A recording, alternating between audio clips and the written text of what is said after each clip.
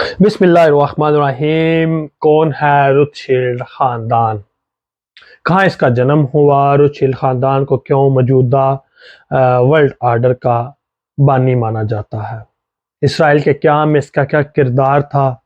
ان سوالات کا جواب ڈھونڈنے کے لیے چلتے ہیں 18ویں صدی کے جرمنی کے شہر فرینکفرٹ کے وسط میں قائم یہودی بستی کی طرف، جہاں روتشیلڈ خاندان کا 14 فٹ چوڑا اور 4 منزلہ آبائی گھر تھا۔ اس گھر کا سربراہ ایمشل موزس روتشیلڈ تھا، جس کے ہاں 19 بچوں نے جنم لیا، جن میں سے 9 کی بچپن میں وفات ہو گئی۔ باقی بچ جانے والے 10 میں سے 5 بیٹے اور 5 بیٹیاں تھیں۔ انہی بچوں میں سے ایک کا نام میر ایمشل روتشیلڈ تھا، جو 1744 میں ایمشل موزس روتشیلڈ کے ہاں جنم لیتا ہے۔ ایمشل موزس روتشیلڈ کا والد ایمشل موزس روتشیلڈ مالیاتی سکوں کا لین دین پرنس آف ہیس کے ساتھ کرتا تھا۔ ہیس رومن سلطنت کی برانچ تھی جو مغربی جرمنی پر مشتمل تھی، جس کا دارالحکومت فرینکفرٹ تھا۔ جب ایمشل 13 سال کا ہوا تو اس کے والد کی وفات ہو گئی۔ تب اس کو ہینوور شہر میں سیموئل اوپن ہیمر کے پاس انٹرنیشنل بینکنگ اور تجارت سیکھنے کا موقع ملا۔ 19 سال کی عمر میں اس نے اپنے بڑے بھائی کے ساتھ مل کر خاندانی کاروبار کو بڑھایا۔ قیمتی اور پرانے سکوں کی تجارت میں اپنا لوہا منوانا شروع کر دیا۔ پرنس آف ہیس نے اس کو دربار میں سرکاری پروٹوکول اور حکومتی سطح پر بھرپور امداد دی۔ ایمشل اس سرکاری مدد کے تحت کم وقت میں امیر سے امیر تر ہوتا گیا۔ فرانسیسی انقلاب 1789 کے دوران آسٹرین امپائر نے ایمشل کے بنائے گئے بینکنگ چینل کی مدد سے فرانس کے شاہی خاندان کی مدد کے لیے ہیس سے فوج کے لیے مشنری بھرتی کرنے کی خاطر پیسے بھجوانا شروع کیے۔ ایمشل اس طرح ہیس کے پرنس ولیم نہم کے لیے انٹرنیشنل بینکار کا کردار ادا کرنے لگا۔ ایمشل نے ہیس سلطنت سے ادھار پیسے لے کر دنیا بھر کی حکومتوں کو مہنگے سود پر قرض دینا شروع کیا۔ 1806 میں جب نیپولین نے ہیس اسٹیٹ پر قبضہ کر کے تجارتی پابندیاں عائد کر دیں تو ایمشل نے برطانیہ سے خفیہ مالیاتی لین دین جاری رکھا اور ساتھ نیپولین کی تجارتی پابندیوں سے فائدہ اٹھاتے ہوئے ضرورت کی اشیاء ہیس میں چور دروازوں سے امپورٹ کرتا رہا اور اپنی من پسند کی قیمتوں پر فروخت کرتے ہوئے اس نے بے شمار دولت کمائی۔ اس کے ساتھ ایمشل نے اپنے 5 بیٹوں کو اس وقت کے یورپ کے 5 بڑے مالیاتی شہروں میں بینکنگ بزنس امپائر کھڑی کر دی، جس میں پیرس فرانس، لندن برطانیہ، وینا آسٹریا، ناپولی اٹلی اور فرینکفرٹ جرمنی شامل تھے۔ اس کے ساتھ ہی روتشیلڈ خاندان کی دنیا کے مالیاتی نظام پر اجارہ داری قائم ہو گئی۔ ایمشل روتشیلڈ نے خاندانی وراثت کو تقسیم ہونے یا پرائے ہاتھ جانے سے بچانے کی خاطر اپنے بچوں کو سختی سے ہدایات جاری کی کہ وہ اپنے بچوں کی شادیاں خاندان میں ہی کریں۔ اس طرح کزن میرجز سے خالص روتشیلڈ خاندان کو تقویت ملی۔ جب کہ اس وقت کے 5 بڑے مالیاتی شہروں میں اپنا بینکنگ نیٹ ورک قائم کرنے کے بعد یورپ کی تمام جنگوں میں حکومتوں کو قرض دینے کے ساتھ ساتھ ان کو اسلحہ، ٹیکسٹائل کا سامان اور کھانے پینے کی اشیاء اپنے من پسند داموں سے بیچی گئیں۔ واٹرلو کی مشہور زمانہ جنگ کے لیے بھی پروسین، موجودہ جرمنی اور برطانیہ کو قرض روتشیلڈ بینکنگ سسٹم نے دیا تھا۔ 1825 میں N M Rothschild and sons London نے دیوالیہ ہوتے بینک آف انگلینڈ کو مالیاتی سکوں کی صورت میں قرض دیا تاکہ وہ اپنے لیکوڈیٹی بحران سے نکل سکے۔ سے آپ اندازہ لگائیں کہ دنیا کی اس وقت کی سپر پاور برطانیہ کو قرض روتشیلڈ خاندان دے رہا تھا اور کتنا دولت مند ہوگا۔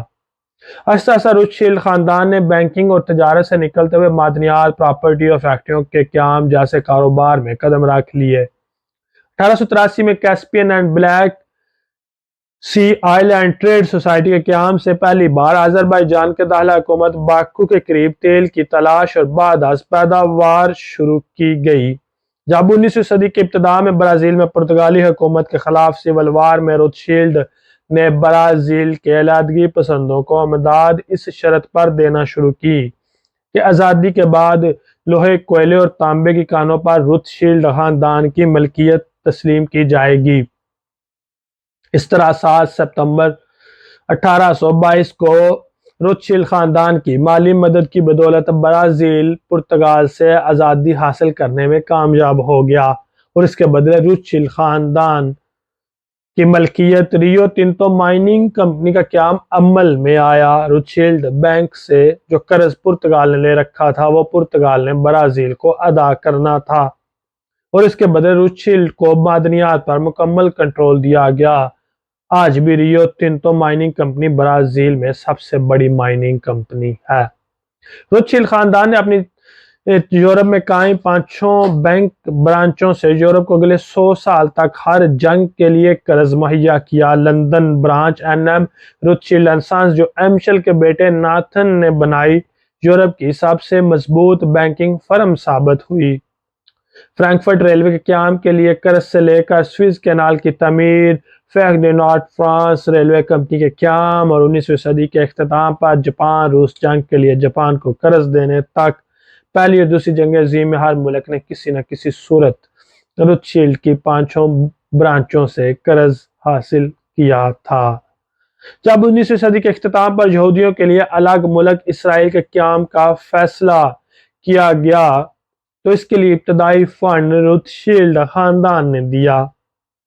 ساتھ ہی روتشیلڈ خاندان نے فلسطین کی سرزمین پر اسرائیل کے قیام کے لیے مالیاتی سکے جاری کیے۔ اس وجہ سے روتشیلڈ خاندان کو اسرائیل کا بانی بھی تصور کیا جاتا ہے۔ آج ایک اندازے کے مطابق روتشیلڈ خاندان کے ممبران کی تعداد 5000 افراد پر مشتمل ہے، جن کی اکثریت برطانیہ، امریکہ، فرانس اور سوئٹزرلینڈ میں رہائش پذیر ہے، جبکہ تمام خاندان اسرائیل کا ڈبل نیشنل ہے۔ اپنی تمام بڑی کمپنیوں کے آفیسز اسرائیل میں قائم کر رکھے ہیں۔ اس خاندان کے پاس قریب 600 ارب ڈالر کی بینکنگ اینڈ مائننگ کمپنیوں کا امپائر ہے۔ بلا شبہ آج کی 21ویں صدی میں روتشیلڈ خاندان کی اجارہ داری کو کئی دوسرے بڑے خاندان یا بینک چیلنج کر چکے ہیں، مگر موجودہ ورلڈ آرڈر کو سمجھنے کے لیے روتشیلڈ فیملی کی تاریخ سے واقف ہونا لازم ہے۔ آج بھی یہ خاندان کسی نہ کسی طریقے ہر ملک کے مالیاتی نظام کا حصہ ہے۔ دنیا میں حکومتیں بنانا اور گرانا، جنگیں شروع کرنا اور پھر ان ممالک کی تعمیر و نو کے نام پر اپنی کمپنیوں کے لیے روزگار پیدا کرنے کی پلاننگ شامل ہے۔ جو افراد سمجھتے ہیں کہ افغانستان اور عراق میں امریکہ کو شکست ہوئی، وہ خوش فہمی کا شکار ہیں۔ امریکہ کو شاید شکست ہو، مگر روتشیلڈ فیملی اور اس طرز پر قائم ہونے والے دوسرے خاندان جس میں روکفیلر، دھوپوں اور جے پی مورگن شامل ہیں، ان کو کسی شکست اور جیت سے کوئی غرض نہیں۔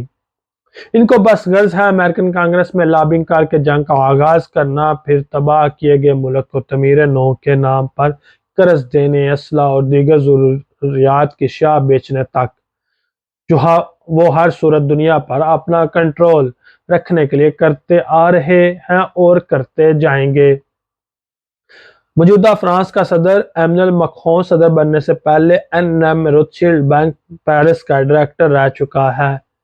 اس وجہ سے فرانس کی اپوزیشن کے سیاستدان اس کو بینکنگ اسٹیبلشمنٹ کا مورا سمجھتے ہیں اور صدر مکرون پر بینکنگ مافیا کے تحفظ کا الزام لگایا جاتا ہے۔ ورلڈ آرڈر کا کھیل مزید دلچسپ ہوتا جا رہا ہے۔ اس کھیل میں آہستہ آہستہ چین ریاستی سطح پر شامل ہو گیا ہے، جس نے دنیا بھر کے ممالک میں اپنا مالیاتی نظام قائم کیا ہے۔ غریب افریقہ، لاطینی امریکہ اور ایشیا کے کئی ممالک کو قرضوں کے بوجھ تلے دبا لیا ہے اور وہاں کے وسائل کو بے دریغ لوٹا جا رہا ہے۔ شاید پاکستان چین سی پیک پروجیکٹ بھی اس کا ایک ڈھونگ ہو۔ یہ تو وقت بتائے گا کہ یہ ہمارے لیے فائدہ مند ہے یا نقصان دہ ہے۔ اس پہ ضرور سوچئے گا۔ آج کا ہمارا ولاگ دیکھنے کا شکریہ۔ اگر پسند آئے تو سبسکرائب اور اپنی رائے کمنٹ میں دینا نہ بھولیے گا۔ فرحان اقبال وڑیچ کو اجازت دیجیے۔